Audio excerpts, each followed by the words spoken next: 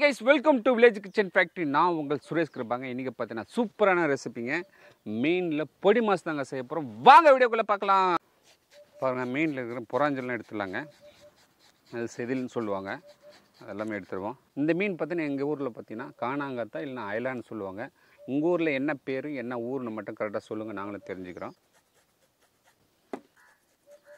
இதில் பார்த்தீங்கன்னா புறாஞ்சல் அவ்வளோ இருக்காது, லைட்டாக தான் இருக்கும்.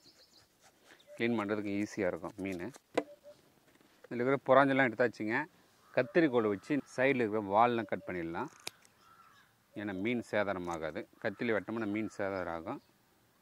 எளிமையான முறை, ஈஸியாகவும் கட் பண்ணலாம்.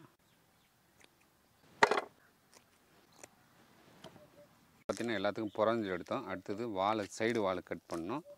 இப்போ குடல் எடுக்கிறோம். ஃபைனலில் தண்ணியில் போட்டு அழைச்சிட்டு இட்லி கொண்டாலும் வேக வைக்க போகிறேங்க. ஃப்ரெஷ்ஷாக இருக்கா பாருங்கள். கத்தியே தேவை கிடையாதுங்க. குடல் எடுக்கிறதுக்கு கையே போதுமானது. மீன் நல்லா கழுவி எடுத்துக்கலாம்.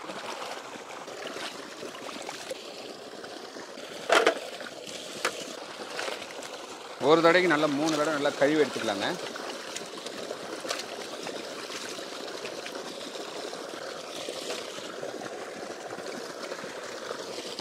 ஒரு தடவைக்கு நல்லா 3 தடவை அழைச்சாச்சுங்க. இருந்தாலும் இதுக்குள்ளே வயிற்றுக்குள்ளே பார்த்தீங்கன்னா இந்த கருப்பு மை மாதிரி இருக்கும். அதெல்லாம் எடுத்துடலாம். நீச்சு வாசனை வராது.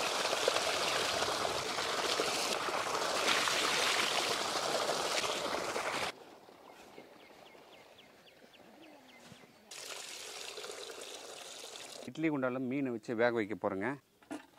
மீன் அவியல் போட்டு நல்லா வேக வச்சு முட்டை பொடி மாஸ் செய்ய போகிறோம். அப்படியே புட்டு வேக வைக்க மீன் வேக வச்சுங்க. அடுத்து மூடி போட்டு அப்படியே வேக வைக்க போகிறோம். அடுப்பில் வச்சு வேக வச்சு எடுத்துக்கலாங்க.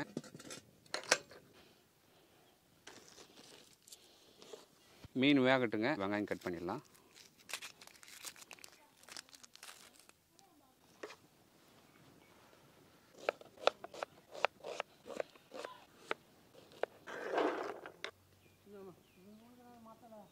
வரமிளகா நல்லா கிள்ளி காம்பெல்லாம் கிள்ளிட்டு நம்ம பாதி பாதி உடச்சி எடுத்துடலாங்க.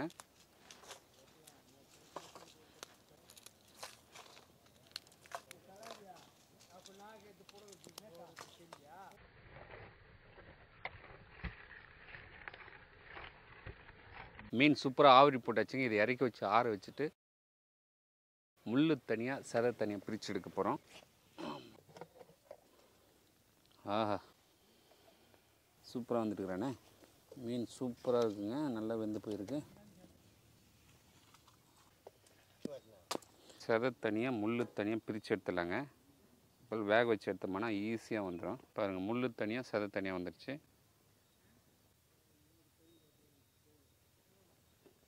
சூப்பராக வந்துச்சு பாருங்கள்.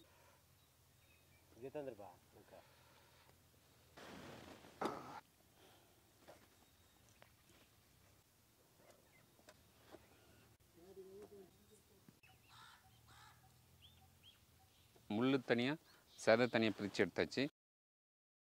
இது நல்லா பொடியாக நம்ம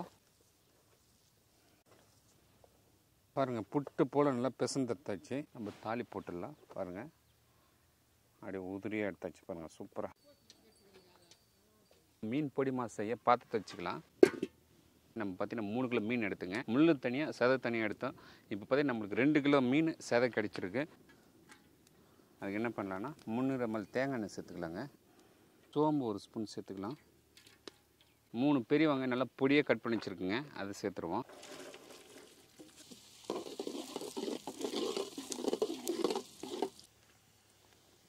வெங்காயம் நல்லா கண்ணாடி பதம் வந்ததும் இந்த டைமில் பார்த்தீங்கன்னா வரமிளகா சேர்த்துக்கலாம்.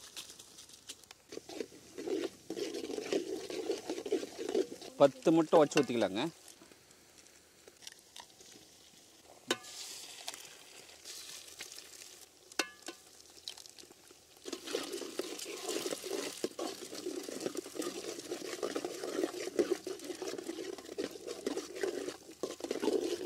நாம் பார்த்தீங்கன்னா காணாங்கத்தை மீன் எடுத்து நல்லா அவிச்சிட்டு அதை நல்லா புட்டு போல் நல்லா பிசைஞ்சு எடுத்துருக்குங்க. நீங்கள் வீட்டில் முள் இல்லாத மீனை பார்த்து வாங்கி குழந்தைங்களுக்கு செய்து கொடுங்க. பொடியாக பிசைஞ்சு வச்ச மீனுங்க, அவிச்ச மீன்.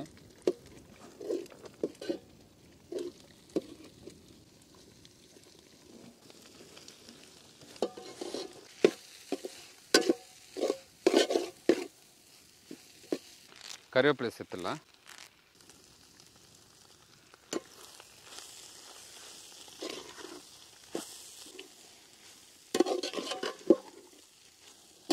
சுவைக்கு தூள் உப்பு சேர்த்துக்கலாங்க.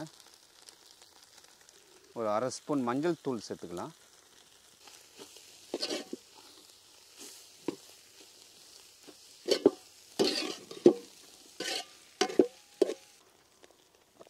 மல்லி மிளகாய் தூள் ஒரு ஸ்பூன் சேர்த்துக்கலாம். சீரகத்தூள் ஒரு ஸ்பூன் சேர்த்துக்கலாம்.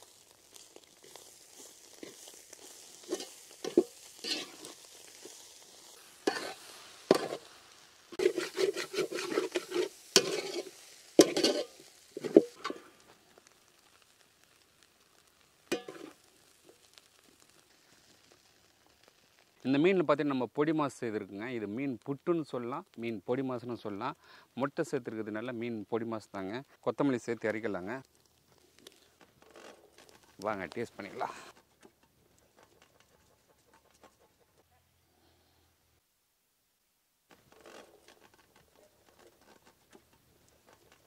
எடுத்துங்க. என்ன சாப்பிட்டு பார்த்து சொல்லுங்கள் எப்படி இருக்குதுன்ட்டு. மீன் பொடி மாஸ் சாப்பிட்டு பார்த்து எப்படி இருக்குதுன்னு சொல்லுங்கள். இந்தாங்க ஐயா, எடுத்துங்க ஐயா.